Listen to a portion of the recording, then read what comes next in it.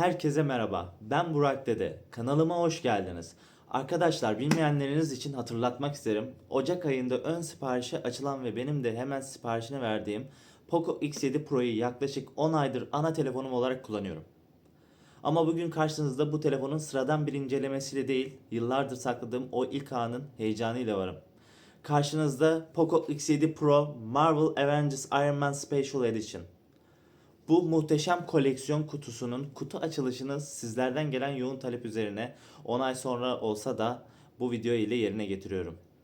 Bu video tamamen o koleksiyon kutusunun estetiğine, içinden çıkan Iron Man temalı özel aksesuarlara ve tabii ki telefonun ilk bakışta yarattığı efsanevi tasarıma odaklanacak.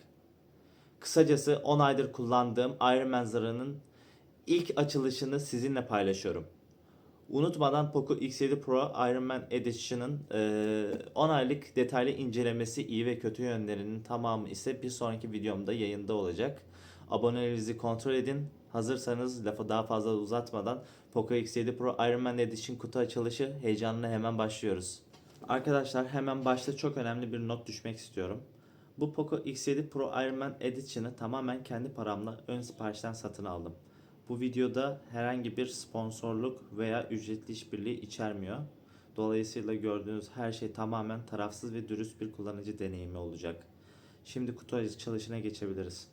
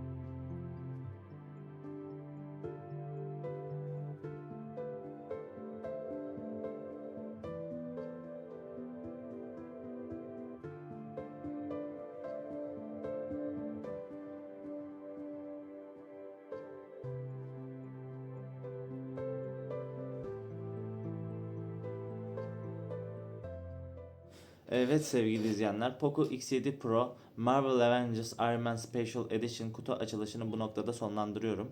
Açıkçası Poco'nun bu özel serideki tasarım ve detay içeriğine gösterdiği özen takdire şayan olduğunu düşünüyorum. Kutu içeriği ve telefonun içeriği ve telefonun istediği gerçekten beklentilerimi karşılıyor. Küçük bir teknik şeffaflık notu düşeceğim. Videonun kutu açılışını yaptığımız bölümleri bildiğiniz gibi Poco F2 Pro ile çektik. Ancak şu anda beni gördüğünüz giriş ve kapanış konuşmaları ile ses kaydı ise bizzat Poco X7 Pro Iron Man Edition'ın kendi ön kamerası ve mikrofonunu kullanarak hazırladık. Böylece hem ön kameranın video yeteneğini hem de dahili ses kalitesini net bir şekilde görmüş oldunuz. Peki asıl incelemeye ne zaman geçeceğiz? Bu cihaz tam 10 aydır benim kişisel kullanımımda. Yani bu kutunun içeriğindeki sadece bir telefon değil, aynı zamanda yoğun bir uzun dönem deneyimi barındırıyor. Bu yüzden kanalıma abone olmayı unutmayın. Çünkü bir sonraki videomda Poco X7 Pro'nun 10 aylık gerçek performansını, uzun pil ömür testlerini, kamera başarısını ve tabii ki bu süreçte karşılaştığım iyi ve kötü tüm yönlerini detaylıca ele alacağız. Bu satın alma kararınızı etkileyecek önemli bir video olacak. Kutu açılışında size en çok etkileyen detay hangisi oldu? Yorumlarda benimle paylaşmayı unutmayın lütfen. Bir sonraki detaylı inceleme videomuzda görüşmek üzere. Kendinize iyi bakın.